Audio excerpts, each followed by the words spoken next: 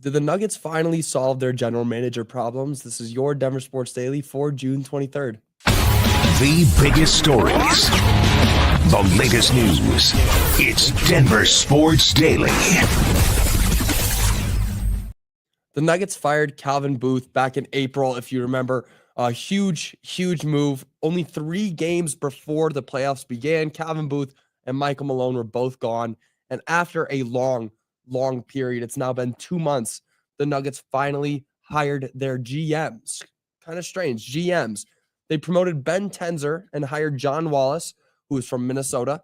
Now, Tenzer will take on the role of Executive Vice President of Basketball Operations, and Wallace as the Executive Vice President of Player Personnel. Now, both are going to kind of come together and act as some sort of dual general manager, both reporting to Josh Kroenke while managing each part of it so differently. It's strange. This is very similar to something, we saw with the Nuggets back in 2006 through 2010. They had 2 different kind of executives pairing together to make one big GM, almost one super GM, if you will. Now, this may come off a bit strange, being that there was so much division with the GM and the coach and all that. There was already so many problems with communication, and these 2 guys didn't agree with each other when you're talking about Calvin Booth and Michael Malone. And now you're saying, okay, we obviously saw that there was too many people, there was too many hands in the kitchen. So what are we going to do? We're going to add even more? We're going to bring in 2 people to do one job? Now, sure, they are going to do different jobs. They are going to be separated, but they're going to work together in a lot of big picture things that are going on for the Nuggets. Now, another problem around this is that they may have waited too long. The draft is only 2 days away, and they have a huge offseason overall to overcome. Now, the Nuggets don't have a pick in the draft, but there's been comments made from Josh Kroenke about, hey, we might trade into it. We might, try to buy our way into the draft. Maybe get a second-round pick in there. Maybe see if we can do anything to, kickstart and jump on this offseason and get it started right away. But there's just, you wait this long, and I was thinking, hey, you're waiting this long for what? For somebody from OKC, somebody from Indiana? No, you're waiting this long just to get somebody from the Timberwolves. You waited too long, and now you got 2 days until a huge draft. And is anything actually going to come out of it? Probably not. But it is huge news that they finally got their GMs. They finally got 2 guys. One has been a part of this team. The other was a part of this team only 3 years ago. But getting them to finally get to, be on this team, we know who our GMs are moving forward. It's a huge start to the offseason. Now, moving on, did the Nuggets miss a chance to acquire one of the NBA's top scorers, Kevin Durant? He was traded to the Houston Rockets yesterday in a blockbuster trade for Jalen Green, Dylan Brooks, the 10th overall pick this year, and 5 future second-round picks. Wow. Incredible. Huge trade. I mean, the Rockets are giving away one of the best scorers in the league for one of the best scorers of all time. Jalen Green is a great shooting guard, and they're giving him to the Suns, who now have 3 shooting guards on that roster in Devin Booker, Jalen Green, and Bradley Beal. What's the mindset going on there in Phoenix? There's something in the water of Phoenix. You just need as many shooting guards as you can get, apparently. But getting Dylan Brooks as well to come in at that 4 spot, huge.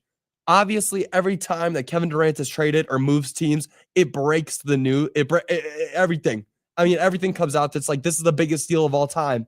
But this time, it might be a little bit bigger for the Nuggets because apparently they were wild card suitors for Kevin Durant. Shams Charania, who's a great mind in the NBA, insider, knows everything that's going on, went on to say, quote, the Suns engaged in serious talks to move Durant this week, primarily focused on the Heat, Rockets, and Minnesota, sources said. Several other wildcard suitors emerged as well, including the Toronto Raptors, Cleveland Cavaliers, LA Clippers, and Denver Nuggets, sources said. The Denver Nuggets, if Kevin Durant came here, wow. I mean, there was a possibility of it, but it wasn't ever serious. But knowing that there were serious talks actually happening in that front office, they were talking about, hey, can we get Kevin Durant in Denver? Hey, can we get Kevin Durant out of the Suns, move him in, get rid of MPJ, get a true 6'10 guy who can shoot the rock from wherever.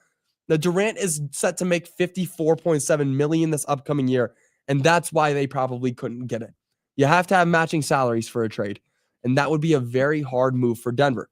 The only possible idea is something involving, MPJ, Payton Watson, Zeke Naji, Christian Brown, something around those lines, fixing around those players, getting them in there, but it would have included at least 3 of those guys and picks on top of that. And the Nuggets don't have picks. They just don't.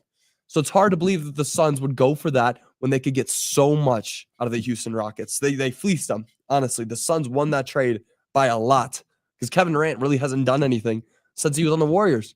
Sure, he went to a great few playoffs with the Nets, but nothing as serious as he was with the Warriors. And I don't know if he'd bring that same kind of energy to the Denver Nuggets. So we'll see how it goes in Houston, but that's just a blockbuster trade that happened yesterday. Wild. Now moving on, Dario Sarge just put the Nuggets in a very bad position. Dario Sarge was less than a non-factor for the Nuggets last year. I mean, can you remember which games he actually played in? I can't, because there were only 16 of them that he played in. He was healthy the entirety of the season, but he only played in 16 games. He's just a non-factor. You don't need him on the team. But now he's picking up his $5.4 million player option that will keep him on the team for another year, making the Nuggets spend more money. They don't need him, and now they have to spend more money to keep a guy who's not going to play. Sarge averaged only 3.5 points per game, 3.1 rebounds per game, and 1.4 assists per game last season. There's really not much need for him to stay. Not only is he not producing, they have other players like Vlatko Čančar and DeAndre Jordan, who are both free agents and could return if the Nuggets choose to re-sign them. And don't even get me started on Darren Holmes, who's set to return next season, who didn't have a good rookie season or even a rookie season at all because he got injured in Summer League last year. You got those 3 guys, but Dario Sarge is now eating up some of the money because he knows he's not going to get that much money anywhere else he goes. I mean, I can't blame him. He's putting up those kind of bad numbers and saying, okay, here's a guaranteed $5.4 million, and here's I can go test the waters in free agency and see if somebody's going to give me that amount of money. Nobody's going to give him that amount of money. That's just basic knowledge right there. He's going to stay here and get his guaranteed $5 million over testing the waters in free agency when nobody actually wants the guy.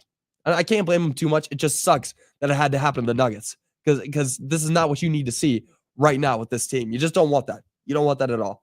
Now, moving on, the Broncos were given one of the worst ratings in Madden's newest game. The Madden 26 closed beta is going on right now, and the ratings for each team were released. The Broncos came in 5th to last in the entire league. Take a look at this graphic right here, because this is just wild. I don't know what is going on the Madden, team. What's going on with this? Because the first thing that jumps out to me is, of course, the Broncos coming in so far down below, 28th in the league, 79 overall. But look who they're above real quick. They are above the Washington Commanders, who made the NFC Championship last season. And I get it. Hey, Jaden Daniels, Bo Nix, you could compare them. You could say that the Broncos are a better team. I don't care who you think is the better team overall. I care about the fact that an NFC champion or an NFC Championship contending team with the rookie of the year is 3rd to last in the entire league. It just doesn't make any sense. The Broncos are below the Tennessee Titans. They're below the New England Patriots. They're below the Raiders. They are below the Jaguars. What is going on with this list? The New Orleans Saints. It's just wild. Another crazy thing that jumps out to me on this list that doesn't even make any sense at all. Why are the Cleveland Browns in the 8th spot? I mean, they don't even know who their QB is. And they're in the 8th spot. They're 8th overall, 87 overall. What the heck is going on in the Madden headquarters? It just doesn't make any sense to me. I don't know why that's happened. Like, what's the mindset between those ratings? But if you can make sense of them, please let me know, because I have no idea how to even explain how terrible that list is. But that'll do it for your Denver Sports Daily. I'll be back with you guys again tomorrow. Tomorrow is the night before the NBA draft. Are the Nuggets going to do anything? Are they going to get into the draft? Are they going to trade? Are they going to buy a pick? Who knows? I guess we'll see. It'll come up quick. But that'll do it for your Denver Sports Daily. I'll see you all tomorrow. Until then, y'all have a great rest of your day. Bye, y'all.